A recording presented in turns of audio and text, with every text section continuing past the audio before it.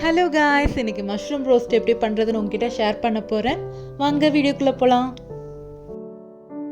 Pan வச்சுக்கோங்க. Pan heat ஆனதுக்கப்புறம் 2 table spoon oil add பண்ணிக்கலாம்.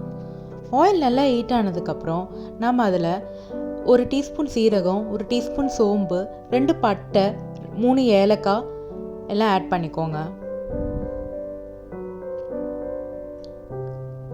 இதெல்லாம் போட்டதுக்கப்புறம் கருகாமல் பார்த்துக்கோங்க. கொஞ்சம் கலர் சேஞ்ச் ஆகி வந்த வாட்டி நம்ம அதில் கட் பண்ணி வச்சுருக்க 2 ஆனியன் ஆட் பண்ணிக்கலாம். 2 மீடியம் சைஸ் ஆனியன் எடுத்து நல்லா சின்ன சின்னதாக கட் பண்ணி அதில் ஆட் பண்ணிடுங்க. அதுக்கப்புறம் 2 பச்சை மிளகாய் நம்ம அதில் போட்டுடலாம். ஒரு தாட்டி நல்லா வதக்கி விடுங்க. கொஞ்சம் வதங்கினதுக்கப்புறம் நம்ம 1 டேபிள் ஸ்பூன் இஞ்சி பூண்டு பேஸ்ட்டு போட்டுடலாம். இஞ்சி பூண்டு பேஸ்ட்டு போட்ட வாட்டி இஞ்சி பூண்டு பேஸ்ட்டோட பச்சை வாடை போகிற வரைக்குமே நம்ம நல்லா வதக்கணும். வெங்காயம்லாம் நல்லாவே கலர் சேஞ்ச் ஆகி வரணும்.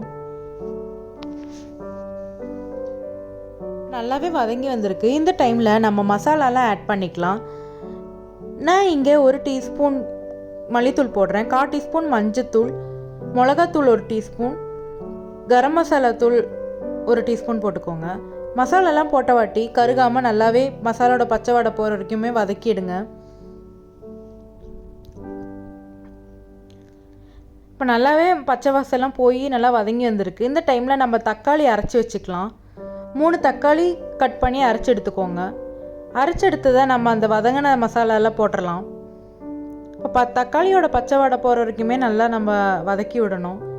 தக்காளியோட தண்ணியெல்லாம் நல்லா வற்றி வரணும். ஏன்னா நம்ம இங்கே ரோஸ்ட்டு செய்கிறதுனால கொஞ்சம் ட்ரையாக இருந்தால் தான் நல்லாயிருக்கும். கட் பண்ணி வச்சுருக்க காளான் போட்டுடலாம்.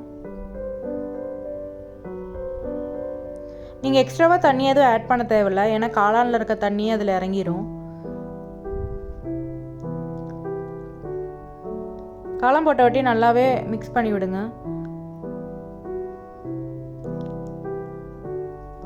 இந்த டைமில் உப்பு போட்டுக்கலாம். தேவையான அளவு உப்பு போட்டுக்கோங்க.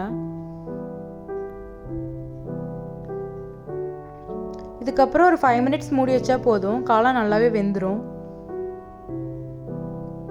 இப்போ ஓப்பன் பண்ணி பார்க்கலாம். இப்போ மஷ்ரூமில் இருக்க தண்ணியெல்லாம் இறங்கி குழம்பு நல்லாவே வந்திருக்கு. இந்த டைமில் நம்ம 1 டீஸ்பூன் பெப்பர் ஆட் பண்ணிக்கலாம். பெப்பர் ஆட் பண்ண வாட்டி நல்லா மிக்ஸ் பண்ணி விட்டுருங்க. இன்னும் கொஞ்சம் உங்களுக்கு ட்ரை ஆகும்னா நல்லாவே இன்னும் கொதிக்க விடுங்க. நான் இந்த அளவுலேயே வந்துட்டு ஆஃப் பண்ணிக்கிறேன். இப்போ நல்லாவே குழம்பு ரெடி ஆகி வந்திருக்கு. இந்த வீடியோ உங்களுக்கு பிடிச்சிருந்தா லைக் பண்ணுங்கள், ஷேர் பண்ணுங்கள், சப்ஸ்கிரைப் பண்ணுங்கள். தேங்க்யூ.